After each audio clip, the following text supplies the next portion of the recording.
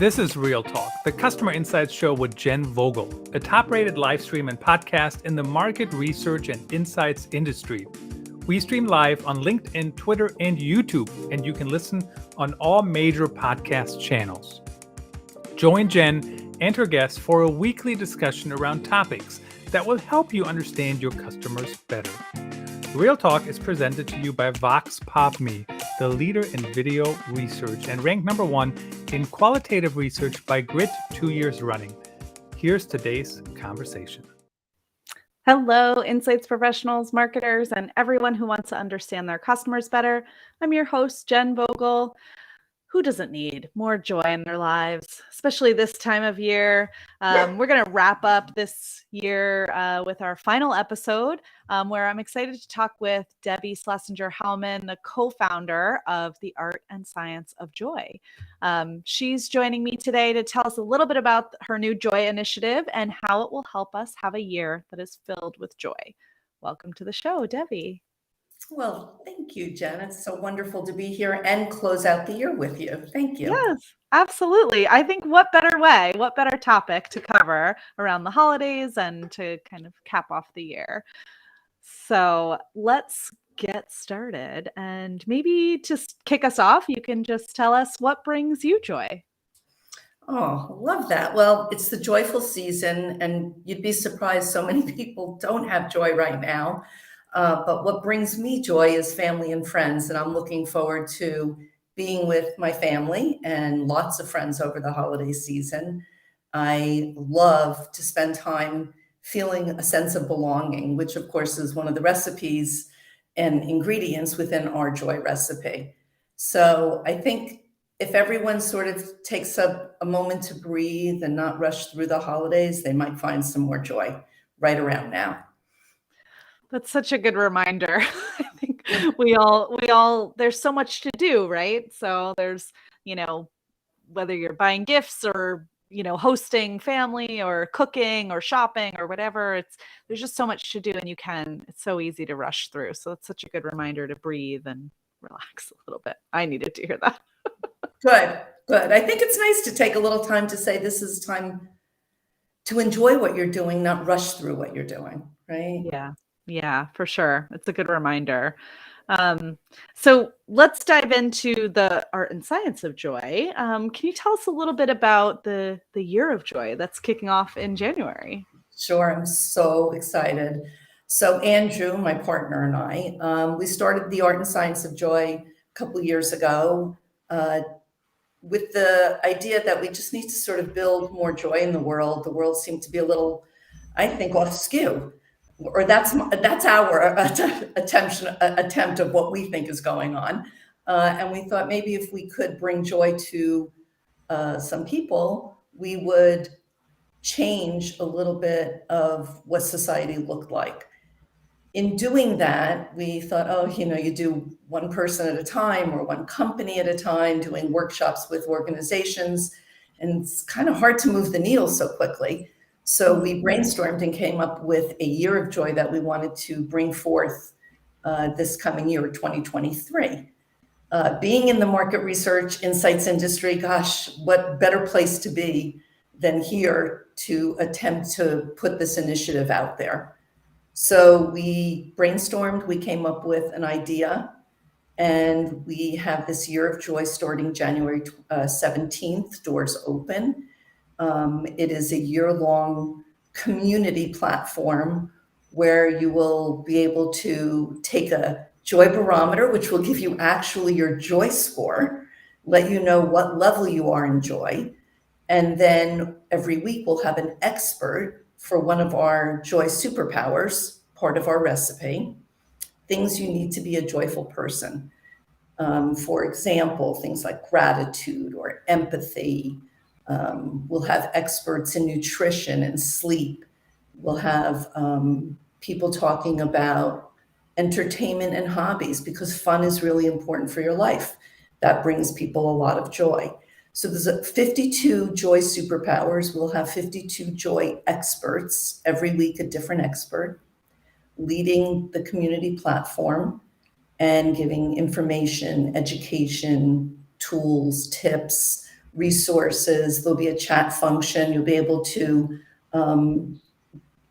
make some, what I call joy friends through this community, and be able to chat with them on this function for the week, and continue chatting with them as time goes on.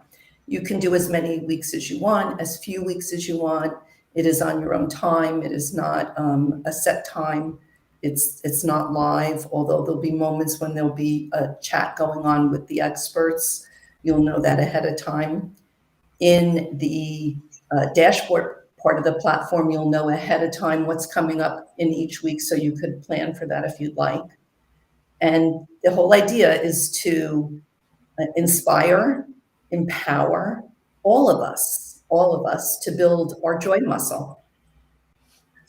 It's such a great initiative, and it sounds like you've really put together a lot of great content. And I wore my grateful shirt for you today, just for this episode, because I knew that gratitude, you just mentioned gratitude being one of the joy superpowers. And any tips and tricks to have a little more gratitude, that's an easy one to forget.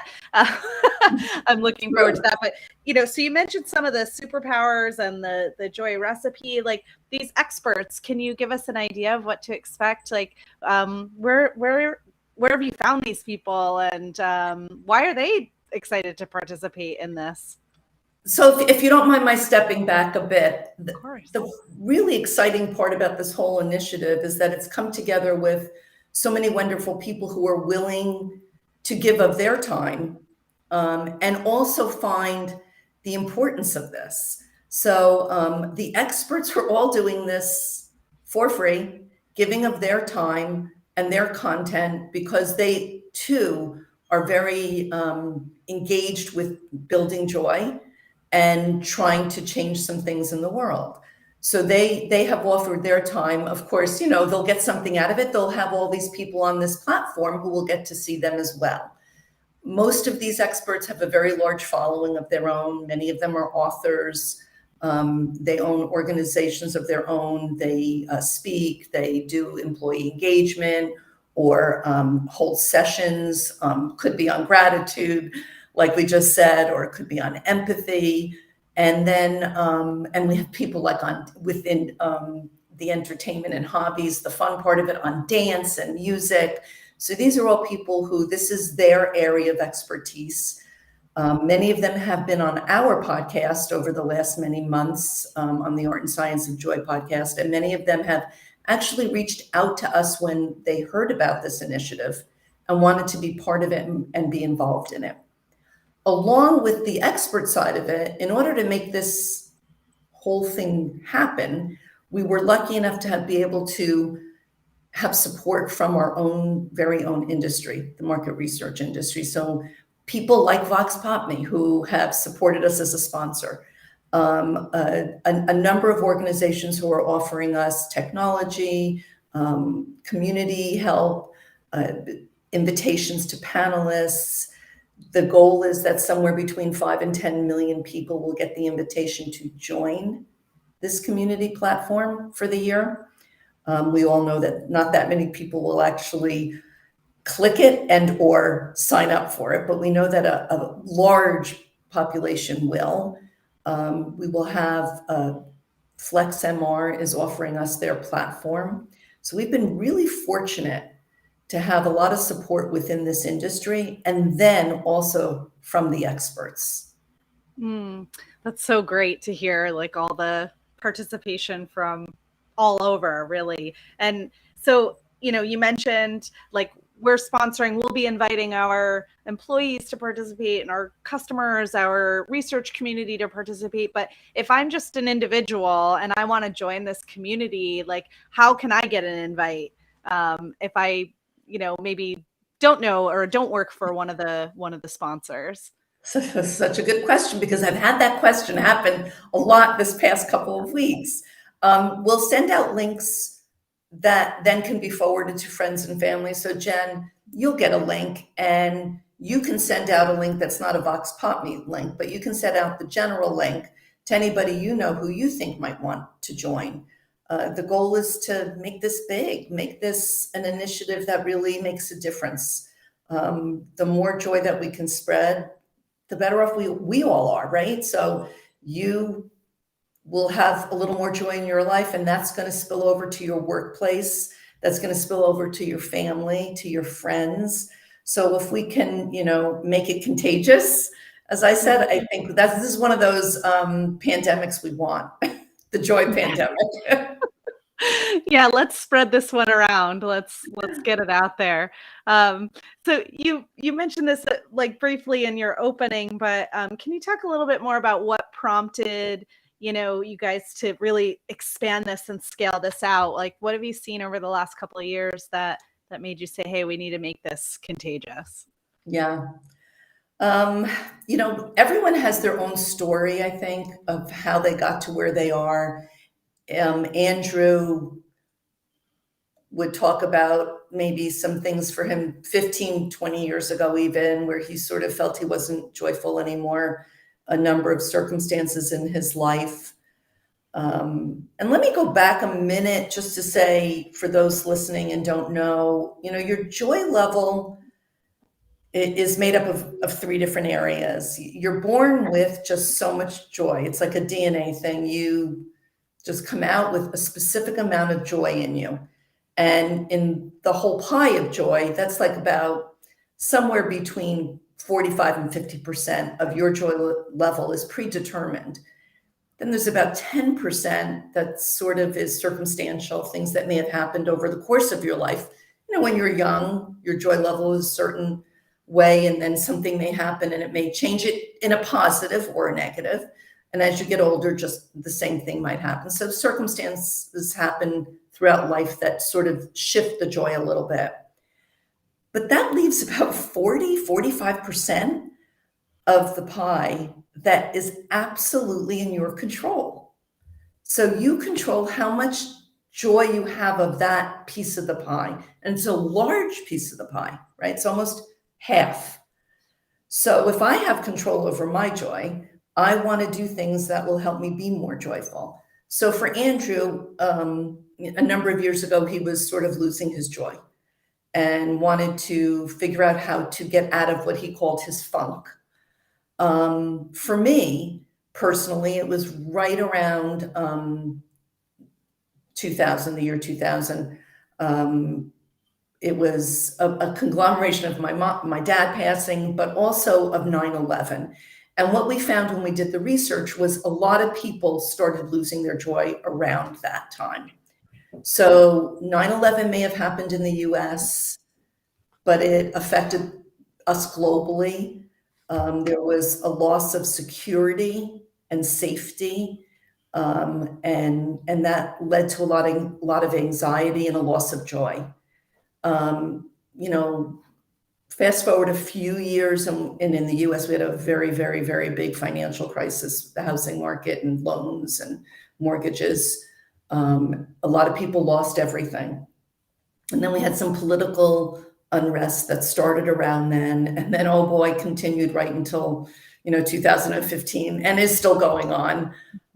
Then you couple that with a pandemic that really, I think, threw us all into a state of really lacking joy. This was a place where people were really suffering. We had never experienced anything like that before. And now we're dealing with, on top of all of these things, a war that might be sitting in Russia and Ukraine, but it is affecting and it is scaring people around the world, right? So all of those things brought Andrew and I to start thinking about this. We really started our conversations about this 5 years ago. So it was before the pandemic, before this war, where we were already feeling this uncertainty, I want to call it, and a little bit of a lack of joy because of it. We started thinking about what we could do differently, and we developed the art and science of joy. Then when we saw that that was a very slow go at helping people, we wanted to reach more people quicker. And that's when we developed this year of joy. It gives the experts an opportunity to share their wisdom, to share all the tools and tips that they have been working on for years. and get those out to more people as well. So it helps everyone along the way. The goal, of course, is to take away that fear, lack of safety or security, to change that and move that into a calm, peaceful, take control of your own joy and be able to see the small things every day that really do bring us joy, and that we forget to really look at that closely every single day.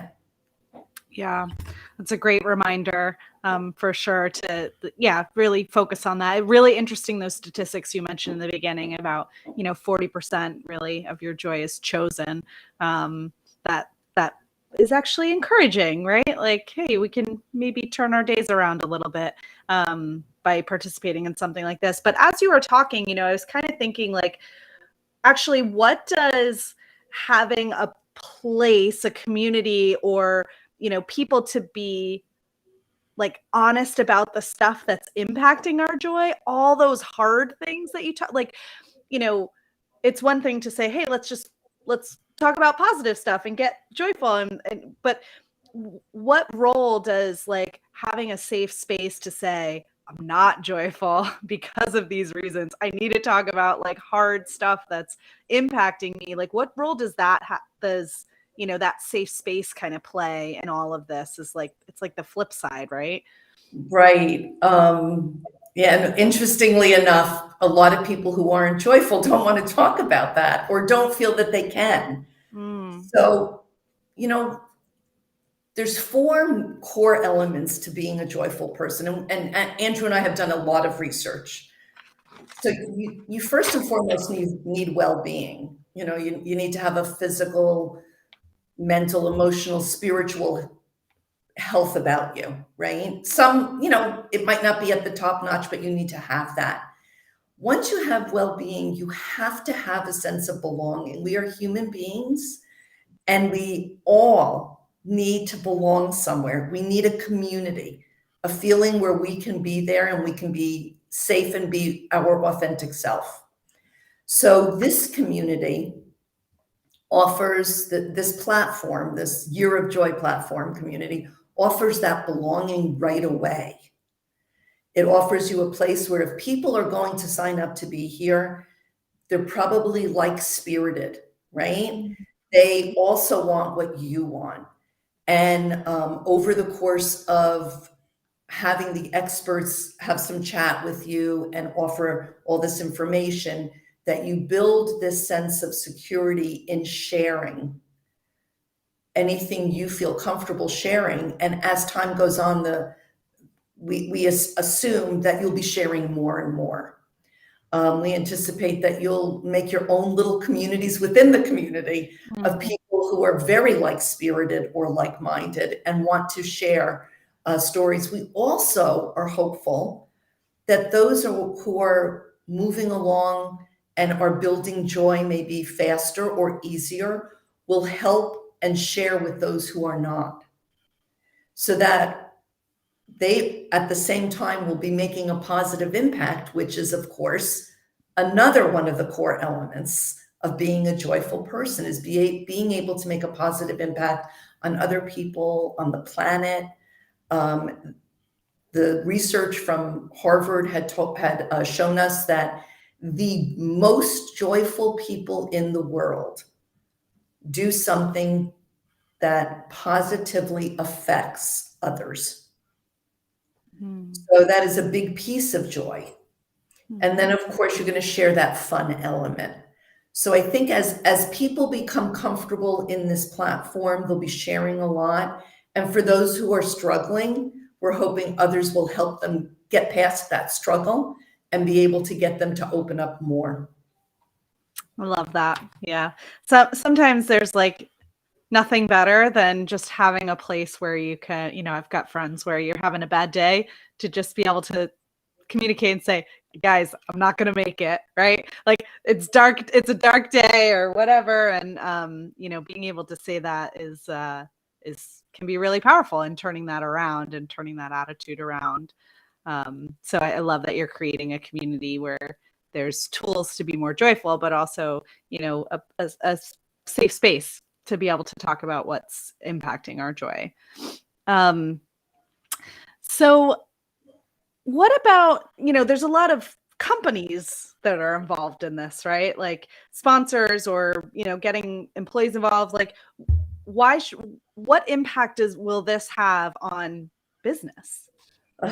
Well, that's where we started with this, Jen. That was the whole beginning piece was if you, as an organization, business, wanted to build some success models for your employees, you could look at it a little differently than we have in the past, and we could bring joy into the mix. So many organizations, as you know, have a wellness program. They might encourage exercise or social clubs, or for sure community service. And I know many organizations have those within their HR departments usually. I think they're wonderful. This is not a competition to that, by the way. This is an additive to that. This program is about individually saying to your employees, to your team, we want you to be joyful. We want you to have the best version of your life. And in return, the company is not asking for anything, but in return, you will find that your team will be that much more cohesive, that much more joyful. And the research has already shown us that is an increase in productivity, an increase in happiness at work, an increase in purpose at work, and an increase in staying at work and less attrition. So for the organizations, this is a win-win all along. You are giving a gift of something to each and every one of your employees who gets to customize this for their self. This is not a one-size-fits-all. I might want to do a week on empathy and gratitude, but I may not want to do a week on nutrition. Maybe that's not where I feel I need to spend my time, or maybe I just don't want to spend my time there. That's not going to bring me joy. So this is really customized individually for each person. Will take this joy barometer. It's a measurement tool that we built. And it will give you your joy score. It will tell you what you think from how you answer, what you think is important for your joy level, how well you're doing in that area, and how much effort you're putting in. From that, you'll get a whole readout on what you should be working on and where you should put your energy. So we'll do that in the very beginning of this year of joy. We'll do it again throughout the year of joy so you can see your progress. As we all know, we always have to measure what's going on. If we're working on something, we want to know that it had an effect on us. So we want to see that we're making, strides. If we're putting the effort in, that we're getting something out of it. And, might it be just a little bit of an increase of joy? Maybe so. Maybe your score goes up from 60 to 65, but that's going in the right direction. And it's giving you hopefully the momentum to keep it going, that you can move that maybe even up to 70. And maybe you can move that joy up to 80. And I think that's something that everyone's going to really enjoy, seeing their own progress. For the companies who are going to use this as an employee engagement or employee experience, which I think is wonderful, they'll be able to collectively see how their team is doing. No one individually, but as a team, how they're doing. Has their joy increased within their organization of their employees?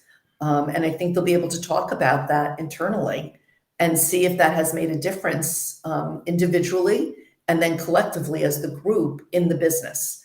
I would imagine, and the assumption, the hypothesis is then that will have an effect on the success of that organization in general. Yeah, absolutely. I think there's a direct correlation. I mean, this is, any mental health is such an important focus right now, that businesses need to be taking care of their people. And, so I think this is a great initiative, and it has both personal and business impact on the other side, I'm sure. And I just want to, like, as you're talking, you've mentioned it a couple of times, but I want to kind of like emphasize the point that this is like, I love that this has been created by you and Andrew from a research perspective. Like, all the components that you've defined, or that recipe, is like built on actual research. It's not something that somebody just made up, right? Like, this is really real stuff here. And things like that joy barometer, like, this is a model like that's built on, research methodologies to be able to, it's not a soft initiative, I guess, is what I want to encourage. Like, this is really backed by important research, and I think it's going to have a really big impact. It will. I mean, I always say this is not fluff and stuff. Yeah. It might feel touchy-feely. It might be somewhat touchy-feely, but it's not fluff and stuff. A lot of data and research and data went into building this program, both our own primary research as well as secondary research. Did a lot of research with Harvard, and took a lot of research that had been done years ago and used that as a basis to continue to do the research. I think from this program, from a year, I think we'll find a lot of information on this in and of itself, collective data, not by organization and not, individually by any means, but just collectively. I think it's going to give us a lot of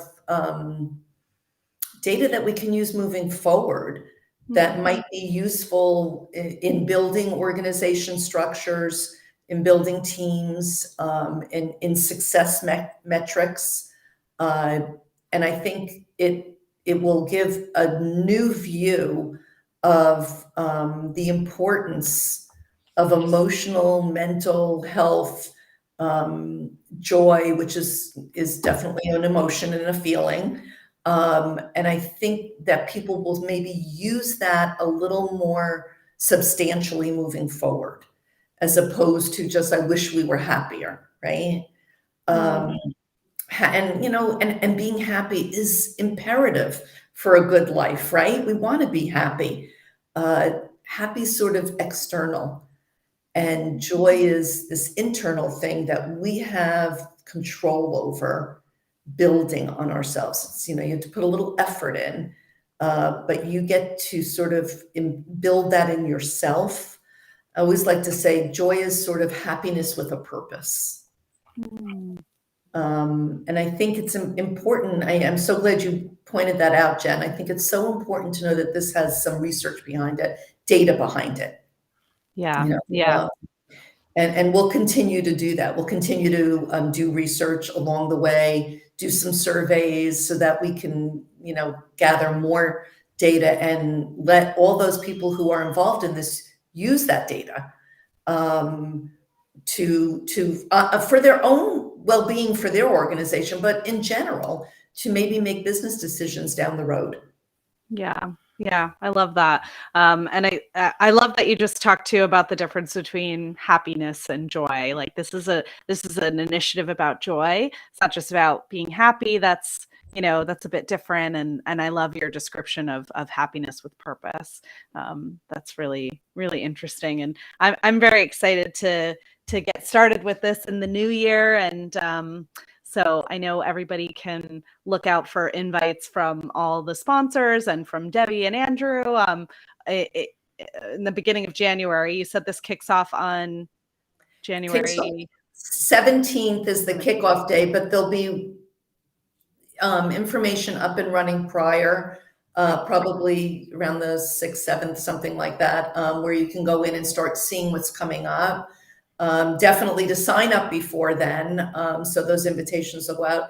And just to remind everyone that, you could join almost at any time. So if you don't join before the 17th, doesn't mean you're out of luck.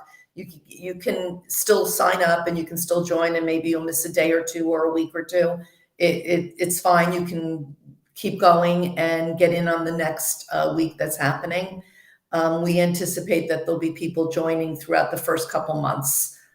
Because we're expecting that as people go in and they see the value, they'll be telling others about it.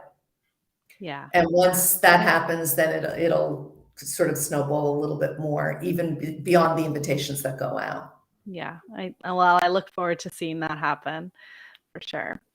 Well, thank you so much for coming on today and giving us a little sneak peek of what to expect in January. And I hope everybody out there keeps an eye out for an invite or reach out to Debbie or visit the website. Could you tell the website for everybody? Yes, if you go to the Art and Science of Joy and go to the Year of Joy, you can sign up now. There you go. Perfect. Well, thank you so much for coming on today, Debbie. Thanks for having me, Jen. This brought me lots of joy. Me too. Me too. Well, thanks everybody who is listening in. And thanks for listening into all of the episodes in 2022. We're going to be back next year, 2023. We're going to kick off the new year with a special surprise episode. I can't wait to see you then. Happy New Year.